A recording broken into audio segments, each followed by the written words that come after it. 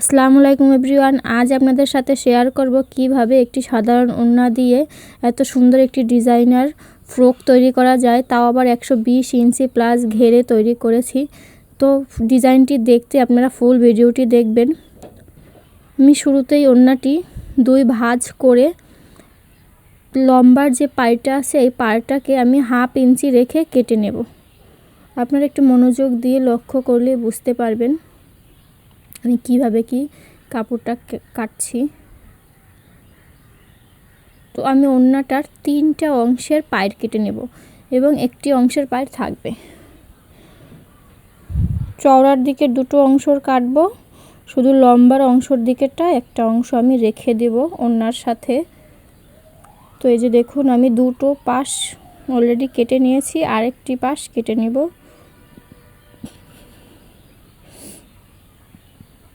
মোট 3টি পাশের কাপড় কেটে নেব, আর একটি অংশের পাড় থাকবে।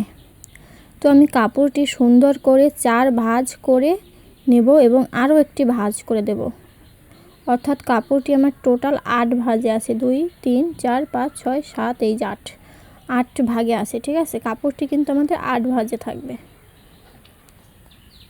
তো এই ধরনের কাটিংয়ে কাপড়টি সুন্দর করে 8 ভাঁজে ভাঁজ করে নেবেন।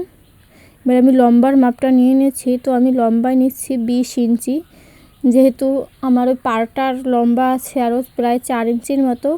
তো ওটাকে যখন নিচে আমি অ্যাড করব তখন আমার আরও 4 ইঞ্চি বাড়বে, এজন্য আমি 20 ইঞ্চি লম্বায় নিয়েছি। এবার আমি কোমরের মেজারমেন্ট আছে 14 ইঞ্চি। 14 ইঞ্চিকে আমি 4 ভাঁজ করব। 4 ভাঁজ করার পরে যা আসবে তার অর্ধেক নেব এবং আরও 1/2 ইঞ্চি নেব এক্সট্রা সেলাইয়ের জন্য। এই যে অর্থাৎ টোটাল আমি 14 ইঞ্চি কোমরের জন্য 2.5 ইঞ্চিতে একটা মার্ক টেনে নেব এবং যে কোণায় মার্ক করছি ঠিক ওই কোণার অপোজিটে আমি নিচের দিকে আরও একটা 2.5 ইঞ্চিতে মার্ক করে নেব।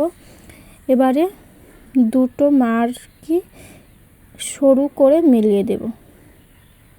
এই যে আপনারা একটু লক্ষ্য করে দেখলে আমি কিভাবে নিচ্ছি বুঝতে পারবেন। এবার একটি স্কেল দিয়ে সোজা দাগ দিয়ে দেব, যাতে কাটিংয়ের সময় সুবিধা হয়, আমার কাপড়টা তেরছি না হয়। এই সময় আপনারা হালকা হাতে কাটবেন যাতে কাপড়টি তেরছিভাবে না কাটে। এভাবে আস্তে আস্তে করে কেটে নেব। যে কাপড়টা আমার কাটিং করা শেষ। এবার আপনাদের আমি দেখিয়ে দিচ্ছি যে কাপড়টা কাটার পরে ফিনিশিংটা কী রকমের হবে। যে আমি কিন্তু একটার সাথে একটা সেলাইয়ের সময় সেলাই করে নেব, তাহলেই আমরা নিচের ঘেরটা পেয়ে যাব। এইটা হচ্ছে আমার নিচের ঘেরটা, যে দেখুন কত ঘের হয়েছে। এবারে আমরা যে কাপড়টা কেটে রেখেছিলাম বাড়তি কাপড়টা, ওই কাপড়টা দিয়ে আমরা স্লিভের অংশ এবং বডির অংশ উঠিয়ে নেব। তো আমি শুরুতে হচ্ছে বডির অংশটা উঠিয়ে নিচ্ছি। তো বডিটাকে আমি 4 ভাঁজ করে নিয়েছি। আমি কাঁধের মাপ নেব। কাঁধের মাপ নিয়েছি 5 ইঞ্চি, গলা নেব 2.5 ইঞ্চি। যেহেতু কাঁধের মাপ নিয়েছি আমি 5 ইঞ্চি, তাই আমি আর্ম হোলে নেব 5 ইঞ্চি এবং শোল্ডার ডাউন করার জন্য আরও 1/2 ইঞ্চি এক্সট্রা, 5.5 ইঞ্চিতে আমি একটি দাগ দিয়ে দিলাম।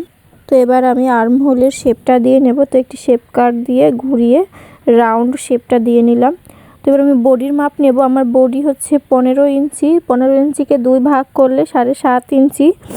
তো 7.5 ইঞ্চিতে একটা মার্ক করে নেব, আরও এক্সট্রা নেব আরও 1 ইঞ্চি। তো এবার কোমরের মেজারমেন্টটা নিয়ে নেব। কোমর হচ্ছে আমার 14 ইঞ্চি, 2 ভাগ করলে 7 ইঞ্চি, এক্সট্রা আরও 1 ইঞ্চি এবং নিচের দিকে আমি আরও 1 ইঞ্চিতে ডাউন করে দেব যাতে কোণা না ঝোলে। এবার একটি স্কেল দিয়ে শেপ দিয়ে নেব। এবার কেচি দিয়ে কেটে নেব দাগ অনুযায়ী।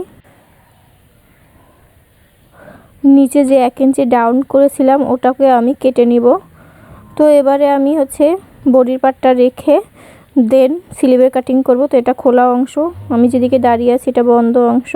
তো আমি স্লিভটি হচ্ছে পাফ ডিজাইন করব। তো লম্বায় হচ্ছে আমি 9 ইঞ্চি নেব। আর্ম হলে যেহেতু আমি 5.5 ইঞ্চি নিয়েছিলাম, তো এখানে আরও এক্সট্রা 2 ইঞ্চি নিয়ে 7.5 ইঞ্চিতে দাগ টানবো। এখান থেকে আরও 2 ইঞ্চিতে দাগ টানবো। মোহরি নেব আমি 4.5 ইঞ্চি, এক্সট্রা নেব সেলাইয়ের জন্য আরও 1 ইঞ্চি। তো এবার আমি দাগগুলো সব মিলিয়ে দেব।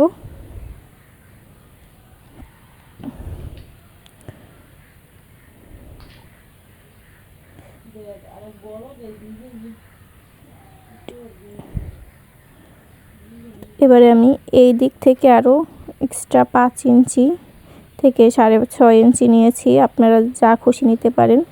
তো আমি এখান থেকে এটার অর্ধেক যেখানে আছে এখানে একটা মার্জিন টেনে নেব এবং এখান থেকে 2 ইঞ্চিতে একটি দাগ দিয়ে নেব। এই দাগটা আপনারা সুন্দর করে একটু বাঁকা করে শেপ দিয়ে ওই যে মাঝে দাগ দিয়েছিলাম ওই দাগের অনুযায়ী মিলিয়ে আমরা আর্মহোলের শেপটি দিয়ে নেব। দেখেই বুঝতে পারবেন কিভাবে দিলাম। তো আমি এই দাগটাও সুন্দর করে দিয়ে কাটিংটি করে নেব। আপনারা দেখেই বুঝতে পারবেন কিভাবে আমি কাটিংটা করলাম পাপ ডিজাইনটা। তো এভাবে খুব সহজেই স্লিভের পাপ ডিজাইন করা যায়। যারা পারেন না বা অনেক কঠিন মনে হয় তারা এই ভিডিওটি মনোযোগ দিয়ে দেখবেন, তাহলেই বুঝতে পারবেন। তো এই যে আমার পাপ ডিজাইনটা করা শেষ। কেমন হয়েছে সবাই বলবেন।